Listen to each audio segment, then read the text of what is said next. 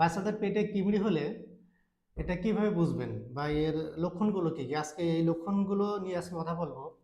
আমি কয়েকটি কারণ বলবো, এটা অবশ্যই আপনারা মনোযোগ সহকারে শুনবেন। ১ নম্বর কারণ, আপনার বাবুর খাওয়ার প্রতি অরুচি ভাব হবে, অনীহার সৃষ্টি হবে। ১ নম্বর কারণ। ২ নম্বর কারণ, আপনার বাবুর কিন্তু মেজাজ খিটখিটে হয়ে যাবে।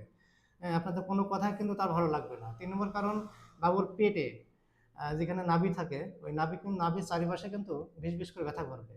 এটা ৩ নম্বর কারণ। ৪ নম্বর কারণ, আপনার বাবু যখন রাতে ঘুমাবে তখন কিন্তু বলবে যে পায়খানা রাস্তায় আপনার চুলকাচ্ছে। এটা কিন্তু ইম্পর্টেন্ট একটা বিষয়।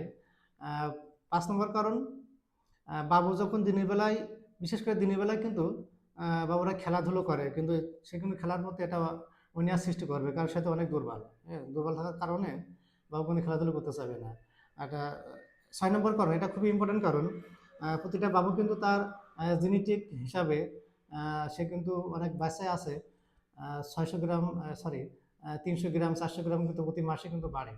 এটা জেনেটিকভাবে বাড়ে। এই গরুরটা আমার সময় কমও হতে পারে বা বেশি হতে পারে।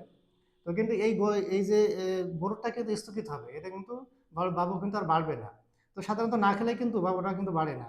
এই ৬ নম্বর কারণ। ৭ নম্বর কারণ, বাবুর পেট, বিশেষ করে পেট কিন্তু ফেঁপে যায়। তো এই কারণগুলো অবশ্যই, আপনারা যে কারণগুলো বললাম, এটা এটা অবশ্যই আপনারা এগুলো দেখবেন যে আসলে আপনার বাবুর কোনগুলো সমস্যা আছে, যে কোন সাইডগুলো দেখা যাচ্ছে, কোন লক্ষণগুলো দেখা যাচ্ছে। তো এগুলো দেখা দিলে অবশ্যই কিন্তু আপনার বাবুর কৃমির ওষুধ খাওয়াতে হবে। তো তথ্যগুলো ভালো লাগলে অবশ্যই শেয়ার করবেন।